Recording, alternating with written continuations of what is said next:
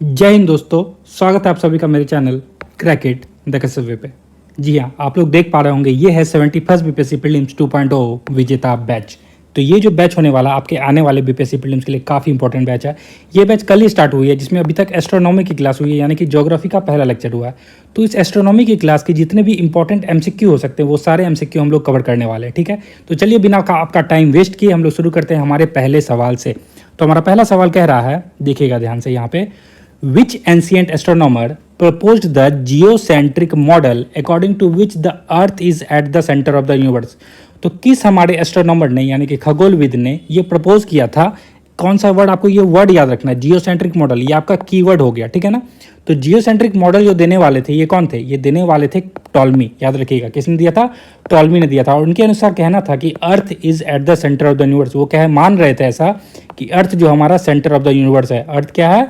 Centre of the universe है। ये बात किसने बोली थी? टॉल्मी ने बोली थी, और दूसरी शताब्दी यानी कि सेकेंड सेंचुरी में कही थी। तो याद रखिएगा, जियोसेंट्रिक मॉडल देने वाले कौन है? टॉल्मी है। जियोसेंट्रिक मॉडल देने वाले कौन है? आपको ये कीवर्ड बस याद रखना है, ये दो नाम याद रखिए आप। जियोसेंट्रिक मॉडल देने वाले कौन है? टॉल्मी है। और आपको ये चीज़ याद रखना होगा कि जियोसेंट्रिक मॉडल है क्या? तो ये earth is eight the centre of the universe. इनके अनुसार अर्थ जो है ये क्या है? यूनिवर्स का सेंटर है। यही कहता है हमारा जियोसेंट्रिक मॉडल। ठीक है, देने वाले कौन है? टॉल्मी।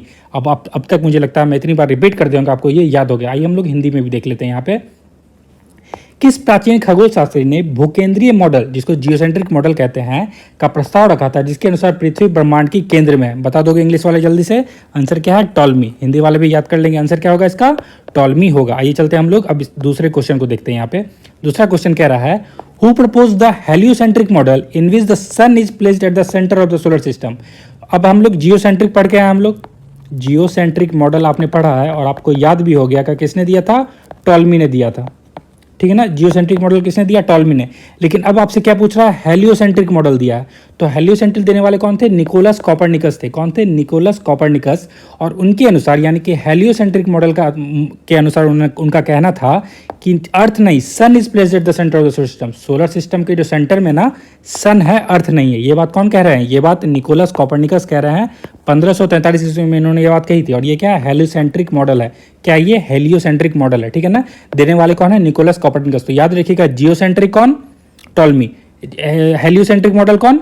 Nicholas Copernicus. ठीक है ना। हिंदी में यहाँ देख लीजिए, सूर्य केंद्रीय मॉडल, जिसको हम लोग हेलियोसेंट्रिक मॉडल भी कहते हैं, का प्रतिपादन किसने किया, जिसमें सूर्य को सौरमंडल के केंद्र में बताया गया था? ये करने वाले कौन थे? निकोलस कॉपरनिकस थे। चलते हैं हमारे अगले सवाल पे। Who formulated the 3 laws of planetary motion, यानी कि प्लानिटरी मोशन से रिलेटेड 3 लॉ यानी कि 3 नियम दिया, किसने दिया है? Which stated that planets revolve around the sun in elliptical orbit, जिसमें से एक नियम यह कहता है कि हमारा जो प्लैनेट है ये रिवॉल्व करता है around the sun in elliptical orbit, यानी कि सन के चारों ओर एलिप्टिकल ऑर्बिट में हमारा प्लैनेट रिवॉल्व करता है। ये बात बताने वाले कौन थे? जॉन्स केपलर थे। कौन थे? Johns Kepler. और ये केपलर का ही लॉ था, याद रखिएगा। हिंदी में भी देख लीजिए यहाँ पे, किसने ग्रहों की गति के 3 नियमों का प्रतिपादन किया, जिसमें बताया कि ग्रह सूर्य के चारों ओर दीर्घवृत्ताकार, जिसको एलिप्टिकल ऑर्बिट कहते हैं हम लोग, की कक्षाओं में घूमते? ये बताने वाले थे जॉन्स केपलर। कौन थे? Johns Kepler. अगले सवाल पे चलते हैं।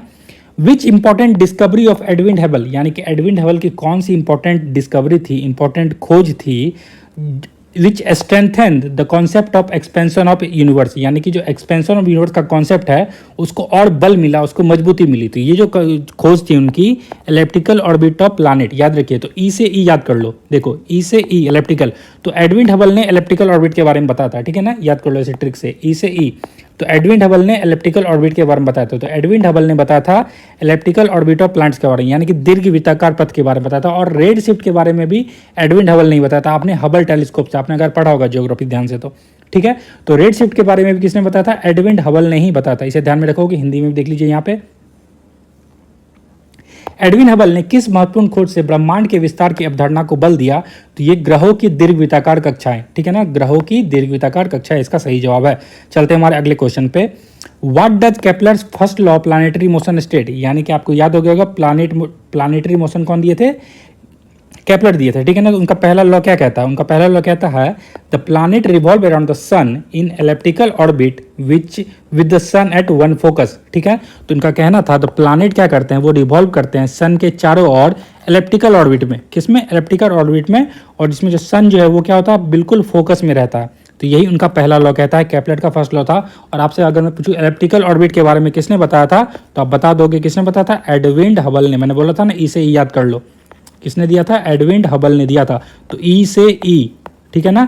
एलिप्टिकल ऑर्बिट के बारे में किसने, एडविन हबल ने बताया। और एडविन हबल ने किसके बारे में बताया था, तो रेड शिफ्ट के बारे में भी एडविन हबल ने बताया था, ऊपर मैंने बताया आपको। तो रेड शिफ्ट के बारे में इस तरह से आप रिकॉल करते जाओगे तो आपके दिमाग में बैठ जाएगी चीजें, ठीक है ना। हिंदी में देख लीजिए यहाँ पे, केपलर का ग्रहों का गति का पहला नियम क्या बताता है, तो ये बताता है कि ग्रह सूर्य के चारों ओर दीर्घ वृत्ताकार कक्षाओं में घूमते हैं जिसमें सूर्य एक फोकस पर रहता है। क्लियर है। चलते हैं हमारे अगले सवाल पे, 6 नंबर का। वरामिहिर explained the scientific causes of lunar eclipse and solar eclipse mentioned in which ancient Hindi text। तो किस एंशियंट इंडियन टेक्स्ट में वराहमिहिर ने, ये नाम याद रखिएगा, उन्होंने एक सिद्धांत दिया था, जिस सिद्धांत में अपनी किताब में उन्होंने बताया था सोलर इक्लिप्स यानी सूर्य ग्रहण और लूनर इक्लिप्स चंद्र ग्रहण के बारे में। इस किताब का नाम था पंच सिद्धांतिका, ठीक है। तो आपसे पूछा जाएगा पंच सिद्धांतिका से कौन रिलेटेड है, तो आप बता दोगे वराहमिहिर।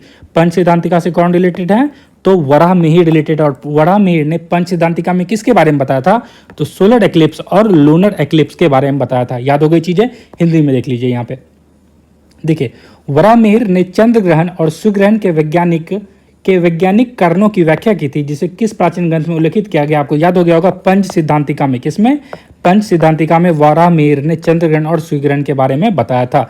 चलते हैं हमारे अगले सवाल पे, 7 नंबर का सवाल है, what is the theory that states that universe originate from an extremely hot dense point and has been expanding ever since. तो ऐसा कौन सा थ्योरी है जो ये बताता है यूनिवर्स जो ओरिजिनेट हुआ ना एक एक्सट्रीमली हॉट पॉइंट से, बहुत ही गर्म पॉइंट से, बहुत ही सघन डेंस पॉइंट था, और वो तब से एक्सपेंड होता ही आ रहा था। ये बात कौन बताता है, सभी को पता है, ये बिग बैंग थ्योरी कहती है हमारी। कौन कहती है, बिग बैंग थ्योरी कहती है ये, ठीक है ना। हिंदी में भी देख लीजिए यहाँ पे, वह सिद्धांत जो बताता है कि ब्रह्मांड की उत्पत्ति एक अत्यंत गर्म घने बिंदु से हुई है, तब से इसका विस्तार हो रहा है, उसे क्या कहते हैं, उसे कहते हैं हम लोग बिग बैंग सिद्धांत या फिर बिग बैंग थ्योरी कहते हैं। चलते हैं हमारे अगले सवाल पे। देखिए यहाँ पे मैच द कॉलम का हमारा सवाल है, mention the following theories with their proponents, यानी कि वो थ्योरी बताना है, थ्योरी और किसने दिया था ये आपको बताना, ठीक है ना। ऐसे सवाल बहुत पूछे जाते हैं एग्जाम में, याद रखिएगा। तो सबसे पहले बिग बैंग थ्योरी, तो बिग बैंग थ्योरी देने वाले कौन थे, AB जॉर्ज लेमेंटर थे, याद रखिए। तो बिग बैंग थ्योरी देने वाले लेमेंटर थे, कौन थे, बिग बैंग थ्योरी लेमेंटर ने दिया था, याद हो आपको, बिग बैंग थ्योरी लेमेंटर ने दिया था, ठीक है ना। इक्विलिब्रियम थ्योरी किसने दिया था, तो हरमन बॉन्डे और थॉमस गोल्ड। तो बॉडी और गोल्ड रखे, हरमन बॉडी और गोल्ड, ठीक है ना। तो इक्विलिब्रियम थ्योरी किसने दिया था, बॉडी और गोल्ड ने, बॉडी गोल्ड। इक्विलिब्रियम थ्योरी किसने, बॉडी और गोल्ड ने। ऑस्किलेशन थ्योरी देने वाले थे सैंडेज। ऑस्किलेशन थ्योरी देने वाले कौन थे, एलन सैंडेज, याद रखिए। ऑस्किलेशन थ्योरी किसने दिया था, एलन सैंडेज ने। और लास्ट हमारा इन्फ्लेशन थ्योरी दिया था एलन गुथ ने। किसने, एलन गुथ ने दिया था इन्फ्लेशन थ्योरी। तो आप कैसे याद करोगे, देखो, बिग बैंग थ्योरी लेमेंटर, बिल्कुल सीधा याद रखो, बिग बैंग थ्योरी ना लेमेंटर ने दिया था, AB जॉर्ज लेमेंटर ने। तो बिग बैंग थ्योरी लेमेंटर, ठीक है ना, 2-4 बार रिपीट करोगे याद हो जाएगा। इक्विलिब्रियम थ्योरी ये करने वाले कौन थे, तो बॉडी और गोल्ड, मैंने बताया ना। तो इक्विलिब्रियम थ्योरी देने वाले थे बॉडी और गोल्ड, याद हो गया। ऑस्किलेशन थ्योरी किसने दिया था, तो सैंडेज ने, याद रखो। ऑस्किलेशन सैंडेज आ रहा ना, ऐसा आ रहा नाम में, ऑस्किलेशन, ये ऐसे सैंडेज याद रखो। तो ऑस्किलेशन थ्योरी किसने दिया था, सैंडेज ने दिया था, ठीक है। इन्फ्लेशन थ्योरी देने वाले कौन थे, तो गुथ थे, एलन गथ। इन्फ्लेशन थ्योरी देने वाले कौन थे, एलन गथ थे, ठीक है ना। मुझे लगता है अब तक ये आपको याद होगा, और हिंदी में भी बिल्कुल वही मैच द कॉलम करना है, कुछ अलग बात नहीं है। बिग बैंग सिद्धांत था, सामान्य अवस्था का सिद्धांत है, दोलन सिद्धांत और स्फीति का सिद्धांत है, आप लोग यहाँ पे भी देख सकते हो। चलते हमारे अगले सवाल पे। देखिए, with reference to the recently discovered most distance radio loud quasar, तो हाल ही में जो डिस्कवर किया गया रेडियो लाउड क्वासर है उसके बारे में आपसे स्टेटमेंट दिया हुआ, आपसे पूछा जा रहा है, इसमें से सही कौन है ये बताना आपको। पहला कहता है, Quasar is the brightest object in a Galaxy that emits a jet at radio frequencies.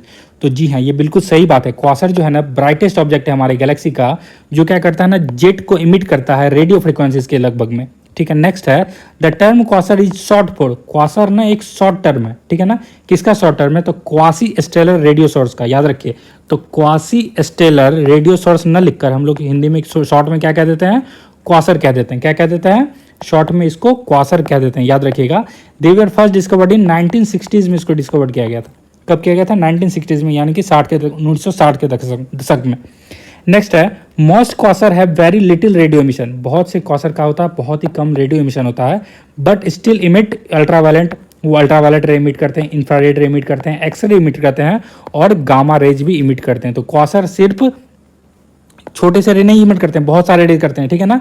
कौन कौन से याद रखिएगा, रेडियो इमिशन करते हैं, लेकिन क्या क्या अल्ट्रावायलेट कर दिए, वो इंफ्रारेड इमिट करते हैं, एक्सरेज इमिट करते हैं और गामा रेज, ठीक है। तो सिर्फ एक या दो रेज नहीं कर रहे हैं, बहुत सारे रेज क्वासर के द्वारा इमिट होता है, अल्ट्रावायलेट, इंफ्रारेड, एक्सरेज और गामा रेज।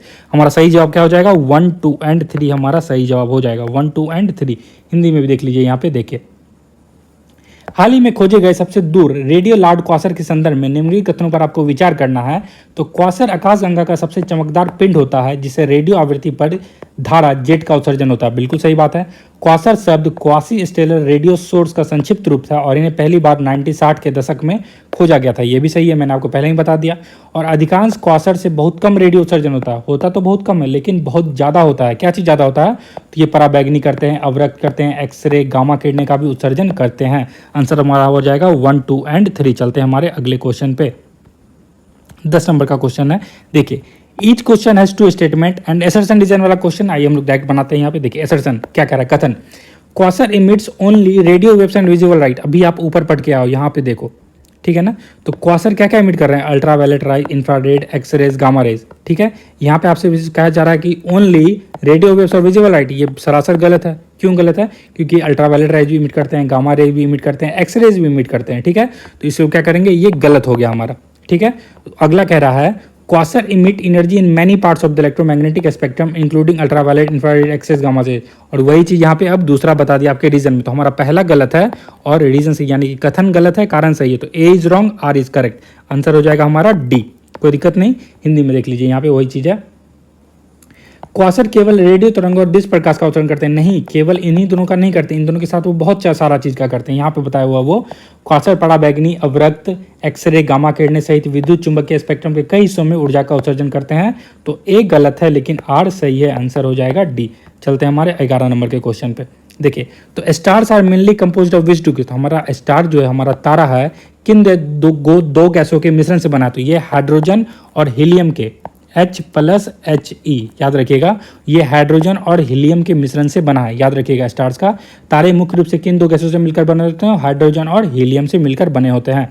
नेक्स्ट है, what is the process of energy production in stars called in which hydrogen turn into helium. तो उस प्रोसेस को क्या कहते हैं जिससे जो स्टार में एनर्जी प्रोडक्शन होता है, जिससे हाइड्रोजन कन्वर्ट हो जाता है किसमें, हीलियम में। उसको हम लोग न्यूक्लियर फ्यूजन कहते हैं। क्या कहते हैं, न्यूक्लियर फ्यूजन कहते हैं, फ्यूजन, याद रखिएगा। देखिए, तो तारों में ऊर्जा उत्पादन की प्रक्रिया को क्या कहते हैं, जिसमें हाइड्रोजन हीलियम में बदल जाती है, उसको नाभिकीय संलयन कहते हैं। क्या कहते हैं, नाभिकीय संलयन। नेक्स्ट यहाँ पे आएंगे हम लोग। In the life cycle of a massive star, यानी कि एक मैसिव स्टार के लाइफ साइकिल में at least 8 to 10 times the mass of the sun, which of the following sequence represent the correct event. तो क्रोनोलॉजी बताना आपको, ठीक है ना। अमित शाह जी कहते हैं ना, क्रोनोलॉजी समझिए। तो क्रोनोलॉजी समझिए, यहाँ पे सबसे पहले प्रोटो स्टार आएगा, ठीक है, फिर रेड जाइंट बनेगा वो, फिर सुपरनोवा बनेगा, फिर न्यूट्रॉन स्टार या फिर ब्लैक स्टार बन जाएगा। तो याद रखिएगा PRSN या B, PRSN और B, न्यूट्रॉन कह लो या फिर ब्लैक स्टार कह लो। तो सबसे पहले क्या होगा, वो प्रोटो स्टार होगा, प्रोटो स्टार के बाद वो रेड जाइंट में कन्वर्ट हो जाएगा, उसके बाद वो सुपरनोवा में हो जाएगा, और न्यूट्रॉन स्टार या फिर ब्लैक होल भी कह सकते हो, ठीक है ना। न्यूट्रॉन स्टार या फिर ब्लैक होल भी कह सकते हो, ठीक है ना। अब देखिए, एक विशाल तारे सूर्य से कम 8 से 10 गुना अधिक द्रव्यमान के जीवन चक्र में निम्नलिखित में से कौन सा अनुक्रम उसके अंत में पहले ही सही घटना को दर्शाता है। वही चीज़ है। तो याद रखिए, प्रोटो स्टार, लाल महादानव को हम लोग क्या कहते हैं, रेड जायंट कहते हैं। याद रखिएगा, इंग्लिश में रेड जायंट। और सुपरनोवा होगा, फिर न्यूट्रॉन तारा या फिर ब्लैक होल में वो कन्वर्ट हो जाएगा। चलते हैं हमारे 14 नंबर के क्वेश्चन पे।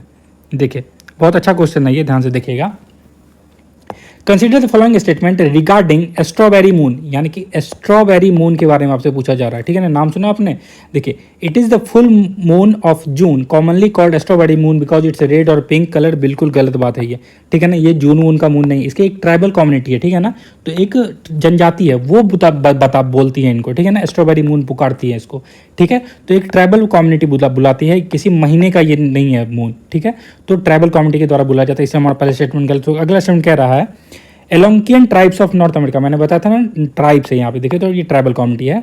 तो Algonquian tribes of North America named this moon to indicate times when wild strawberries were ready to be harvested.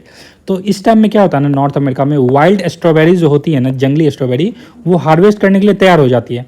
तो उसी लिए उस टाइम के ये लोग स्ट्रॉबेरी मून बुलाते हैं। कौन बुलाते हैं, तो एलोंकियन ट्राइब्स हैं ये नॉर्थ अमेरिका के, याद रखिएगा। It is also sometimes called Honey moon, इसको समटाइम्स हनी मून भी कहते हैं because it is Honey harvesting season, और इस टाइम में हनी की भी हार्वेस्टिंग होने लगती है, इसीलिए इसको हनी हार्वेस्टिंग सीजन। आप लोग को इस वर्ड पर ज़्यादा ध्यान नहीं देना, ये सब एग्जाम के बाद है ना, एग्जाम पहले क्वालिफाई करना। तो देखिए ये क्या हनी हार्वेस्टिंग सीजन भी होता है, इसीलिए इसको हनी मून भी कहते हैं। नेक्स्ट है the strawberry moon is a super moon event which means it will be closest to the earth and appear large than usual. और इस टाइम में क्या होता है, स्ट्रॉबेरी मून जो होता है ये सुपर मून इवेंट है, ठीक है ना। इस टाइम में क्या होता है, और मून जो है क्लोज हो जाता है अर्थ के, और हम लोग को ज़्यादा बड़ा दिखता है, लार्जर दिखता है। हमारा ये भी सही है, ये भी सही, यही सही है, ठीक है ना। तो गलत एक ही करेक्ट वाला पूछा था, हमारा हो जाएगा 2, 3 एंड 4 करेक्ट है। देखिए 2, 3 एंड 4 करेक्ट है। हिंदी में भी यहाँ पे देख लीजिएगा। देखिए तो स्ट्रॉबेरी मून के संबंध में निम्न कथनों पर आपको विचार करने का है। जून की पूर्णिमा का चांद है, गलत। ये क्या है, एक जनजाति के द्वारा इसको बोला जाता है, ये गलत हो गया। उत्तरी अमेरिका की एलोंकियन जनजातियों ने इस पूर्णिमा को उस समय का संकेत देने के लिए नामित किया जब जंगली स्ट्रॉबेरी कटाई के लिए तैयार हो जाती है। यही मैंने आपको बताया था। इसे कभी कभी हनीमून भी कहा जाता है क्योंकि इस समय शहद निकालने का मौसम होता है, ये भी सही है। स्ट्रॉबेरी मून एक सुपर मून घटना है जिसका अर्थ है कि यह पृथ्वी के सबसे करीब होगा और समान से बड़ा दिखाई देगा। आंसर क्या हो जाएगा हमारा 2, 3 एंड 4। चलते हैं हमारे अगले क्वेश्चन पे। तुम्हारा 15 नंबर का क्वेश्चन कह रहा है कंसीडर द फॉलोइंग स्टेटमेंट। क्या कह रहा है इसमें देखिएगा, Subrahmanyan Chandrasekhar determined the Chandrasekhar limit 1.44 solar mass in the year 1930। ये बिल्कुल सही स्टेटमेंट है, तो याद कर लीजिएगा। सुब्रमण्यम चंद्रशेखर के नाम पे क्या दिया गया है, चंद्रशेखर लिमिट दिया गया, ठीक है ना। चंद्रशेखर लिमिट दिया गया है और ये कितना है, तो 1.44 सोलर मासेस, ठीक है ना। और कब दिया गया, उन्होंने 1930 में दिया था। तो याद रखिएगा, ऐसे फैक्चुअल क्वेश्चन बीपीएससी पूछती है बहुत। नेक्स्ट है stars with in the limit becomes white dark. इस लिमिट के अंदर स्टार क्या होते हैं, व्हाइट डार्क बन जाते हैं। While stars with remnant mass above it turn into neutron star. और जो भी स्टार उस रेमनेंट मास को पास कर जाएंगे वो क्या हो जाएंगे, न्यूट्रॉन स्टार या फिर ब्लैक होल्स में तब्दील हो। तो ये लिमिट है, चंद्रशेखर लिमिट इसीलिए कहा गया है कि अगर इस लिमिट को पार कर दोगे आप तो रेमनेंट मास हो जाएगी आपकी और आप न्यूट्रॉन स्टार और ब्लैक होल्स में तब्दील हो जाओगे, ठीक है ना। नेक्स्ट है, ये दोनों स्टेटमेंट सही है हमारा। नेक्स्ट है Chandrashekhar limit is determined by the mass of the main stage star. नहीं, चंद्रशेखर लिमिट जो है ना व्हाइट डॉर्फ के बेसिस पे होती है। किस पे, व्हाइट डॉर्फ के बेसिस पे होती है, इसीलिए ये हमारा गलत हो जाएगा। हमारा सही जवाब हो जाएगा 1 एंड 2। क्लियर है। हिंदी में भी देख लीजिएगा, यहाँ पे वही बात कह रहा है कि किन कथनों पर विचार करें। सुब्रमण्यम चंद्रशेखर ने वर्ष 1930 में चंद्रशेखर लिमिट यानी कि 1.44 सौरिक द्रव्यमान का निर्धारण किया था। बिल्कुल सही है। इस सीमा के अंदर के तारे श्वेत वामन बनते हैं जिससे इसके ऊपर के अवशेष द्रव्यमान वाले तारे न्यूट्रॉन स्टार या ब्लैक होल में परिवर्तित हो जाते हैं। ये भी सही है, लेकिन चंद्रशेखर मूल स्टार तारे के द्रव्यमान में सुनिश्चित करती है, ये गलत है, ठीक है ना। आंसर क्या है यहाँ पे, व्हाइट डार्क के बेसिस पे होता है। तो केवल 1 और 2 सही जवाब है। चलते हैं हमारे अगले क्वेश्चन पे 16 नंबर का। What is the period taken by sun to complete 1 revolution around the centre of galaxy called. तो सन के द्वारा, ठीक है ना, टाइम लिया गया एक रिवॉल्यूशन लगाने के सेंटर ऑफ गैलेक्सी, उसको क्या कहते हैं हम लोग, कॉस्मिक ईयर कहते हैं। और ये 25 करोड़ ईयर्स के लगभग होता है। कितना, 25 करोड़ ईयर्स के लगभग होता है। और इसे कॉस्मिक ईयर कहा जाता है। क्या कहा जाता है, कॉस्मिक ईयर। ब्रह्मांड वर्ष कहते हैं। क्या कहते हैं, ब्रह्मांड वर्ष। याद रखिएगा। सूर्य को आकाशगंगा के केंद्र की एक परिक्रमा पूरी करने में लगने वाले अवधि को क्या कहा जाता है, ब्रह्मांड वर्ष कहा जाता है। ब्रह्मांड वर्ष कहा जाता है। चलते हैं हमारे अगले सवाल पे 17 नंबर का सवाल देखिएगा। Consider the following statement regarding the shape of galaxies. ठीक है, तो galaxies appears in variety of shapes including elliptical, spiral, irregular shape. तो गैलेक्सी बहुत सारे शेप में होती है, ठीक है ना। आपको कहीं वो एलिप्टिकल दिखेगी, कहीं स्पायरल शेप दिखेगी, कहीं पे कुछ इरेगुलर शेप होगा। तो ये बिल्कुल सही स्टेटमेंट है। दूसरा कहता है in 2005 the Spitzer space telescope, याद रखिएगा, Spitzer space telescope established that our galaxy has a barred spiral shape. इन्होंने एस्टेब्लिश किया था कि हमारी गैलेक्सी जो है, मिल्की वे गैलेक्सी, ये क्या है, बैरल्ड स्पाइरल शेप की है। कैसी है, बैरल्ड स्पाइरल शेप की है। इसे ध्यान में रखिएगा। आंसर क्या है हमारा, बोथ 1 and 2 इज करेक्ट, ठीक है ना। हिंदी में देख लीजिए। आकाशगंगा के आकार के संबंध में निम्नलिखित कथनों पर विचार कीजिए। आकाशगंगाएं अंडाकार, सर्पिलाकार और नियमित आकार सहित विभिन्न आकारों में दिखाई देती है। बिल्कुल सही बात है। 2005 में स्पिट्जर स्पेस टेलीस्कोप ने यह सिद्ध किया कि हमारी आकाशगंगा का आकार एक दंड सज्जित सर्पिलाकार है। ये भी बिल्कुल सही है।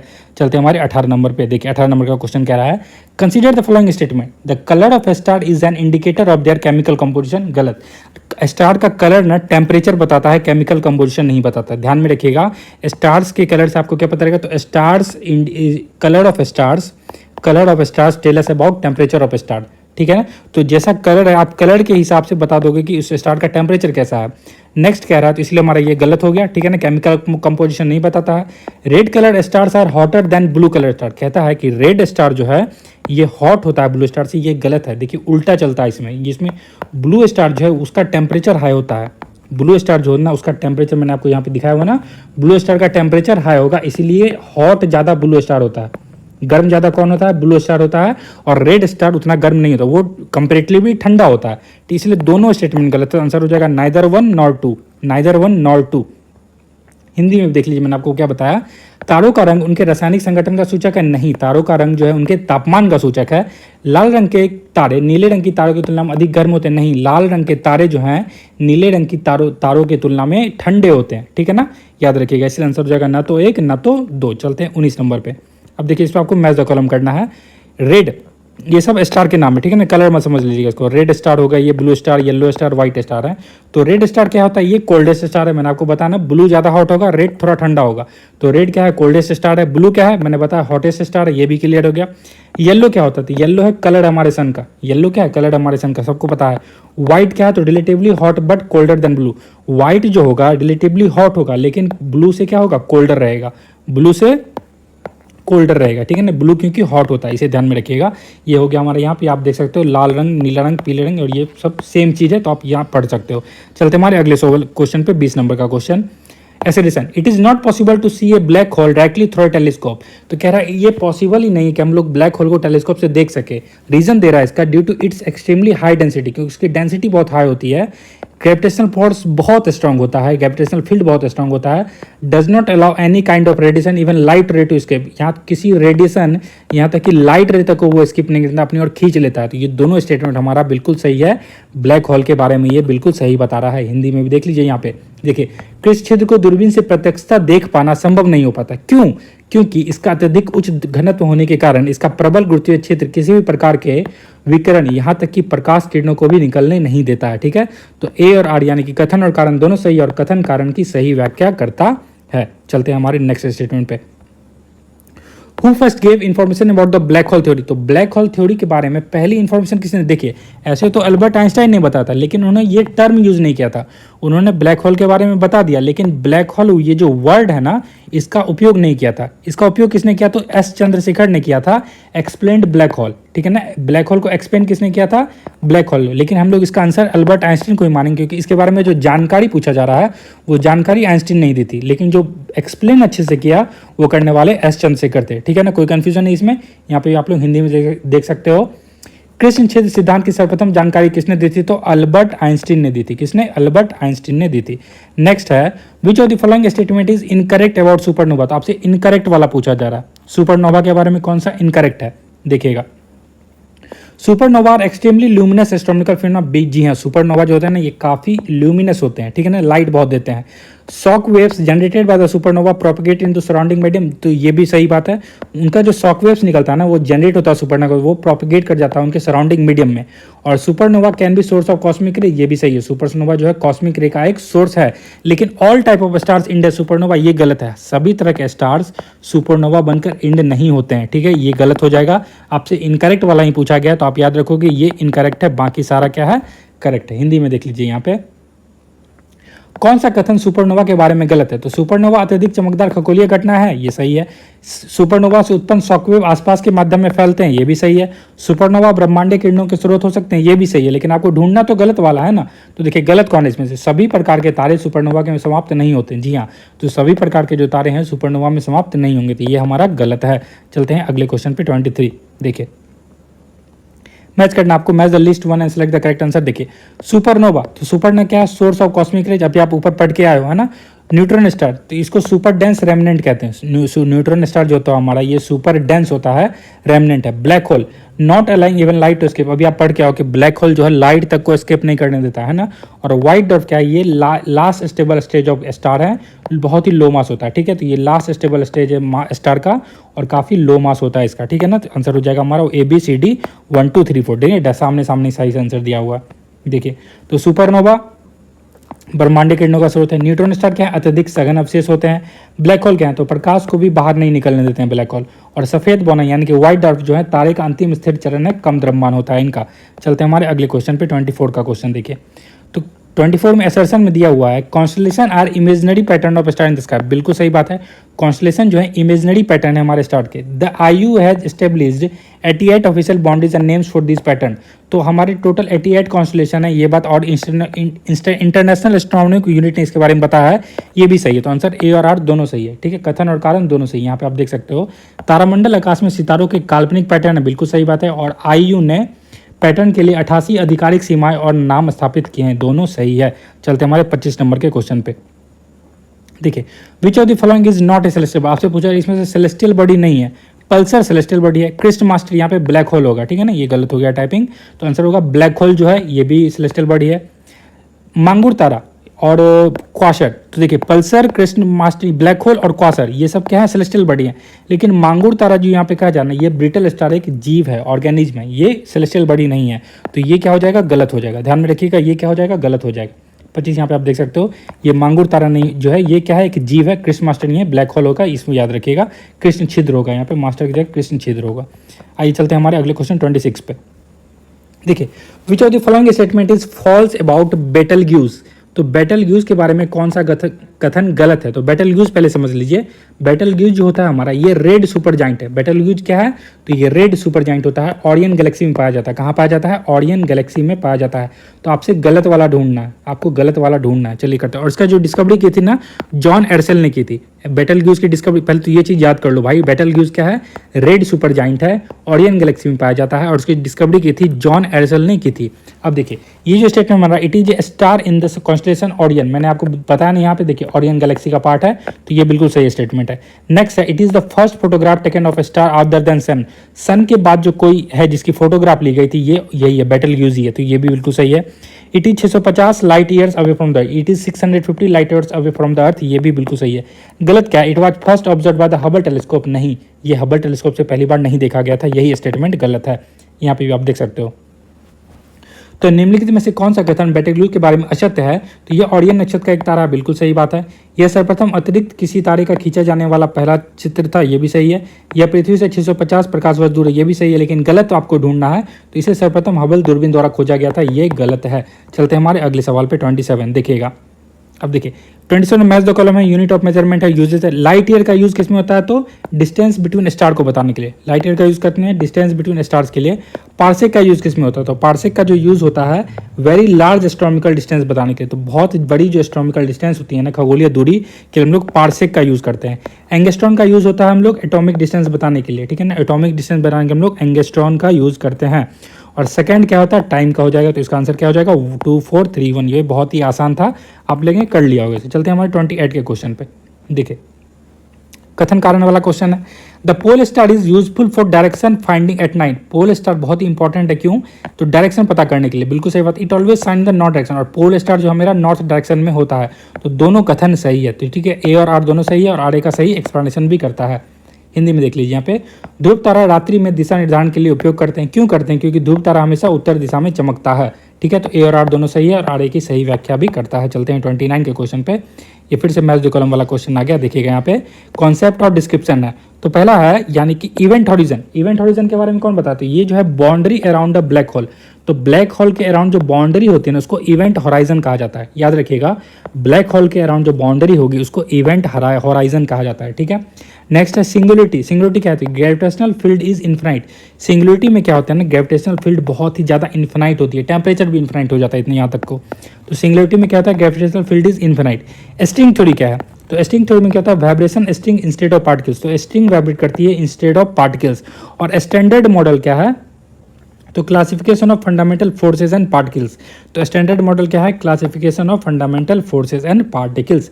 चलते हैं हमारे 30 के क्वेश्चन पे। देखिए, तो 30 का क्वेश्चन हमारा कह रहा है, विच of the following statement is not correct regarding the solar system, इसमें से नॉट करेक्ट वाला आपसे पूछा गया, क्या नॉट करेक्ट वाला, तो देखिए पहला है, the solar system consist of only stars and planet, सिर्फ स्टार और प्लैनेट ही हमारे सोलर सिस्टम में, तो भाई सैटेलाइट कहाँ जाएंगे, मीटियर्स कहाँ जाएंगे, कॉमेट्स कहाँ जाएंगे, तो ये सब भी हैं, ठीक है, तो ओनली स्टार्स और प्लैनेट हमारे सोलर सिस्टम में नहीं है, बहुत सारी चीज़ें हैं, तो ये गलत हो जाएगा, ठीक है ना, आपसे गलत वाला ढूंढा गया, तो ये गलत है। नेक्स्ट देखते हैं, मीटियोर्स और celestial dust are the components of solar system, जी हाँ, मीटियोर्स भी कंपोनेंट हमारे सोलर सिस्टम का, और ये क्या होते हैं, सेलेस्टियल डस्ट होते हैं जो जमा होते रहते हैं, तो ये भी बिल्कुल सही है। The solar system was formed about 4.6 billion year, ये आपको पता ही होगा। तो हमारा सोलर सिस्टम फॉर्म हुआ है 4.6 बिलियन ईयर्स अगो। तो 2 और 3 तो सही है, लेकिन आपको ढूंढना गलत वाला है। तो पहला गलत है, ओनली 1 इसका आंसर हो जाएगा। हिंदी में देख लीजिए यहाँ पे, देखिए निम्नलिखित में से कौन सा कथन सौरमंडल के संबंध में सही नहीं है। ठीक है, तो सौरमंडल में केवल तारे और ग्रह शामिल हैं? नहीं, बिल्कुल धूमकेतु वगैरह भी हैं। उल्काएं और खगोलीय धूल सौरमंडल के घटक हैं? हाँ बिल्कुल घटक हैं, इसीलिए ये स्टेटमेंट गलत हो गया हमारा। सौरमंडल का निर्माण 4.6 बिलियन वर्ष पूर्व हुआ था, ये भी बिल्कुल सही है। तो आंसर क्या हो जाएगा? आपसे गलत वाला ढूंढना ना, तो सिर्फ केवल एक गलत है, ये हमारा गलत। देखिए तो आज हमने 30 क्वेश्चन किया और टोटल आज 30 क्वेश्चन ही हम लोग करेंगे, बाकी क्वेश्चन हम लोग करेंगे। डेली आपको वीडियो मिल जाएगी इसकी, ठीक है ना, विजेता बैच की। तो अगर आपको ये वीडियो पसंद आया होगा तो लाइक करिएगा, कमेंट करके बताएगा मेरी एक्सपेंशन आपको कैसे लगी। बहुत बहुत थैंक यू इस मेरी वीडियो देखने के लिए, बहुत बहुत धन्यवाद। मेरा ये चैनल सब्सक्राइब करें और मेरे हर अपडेट आपको मिले, इसके लिए बेल आइकन जरूर दबाइएगा। आप सभी को मेरी ढेर सारी शुभकामनाएं।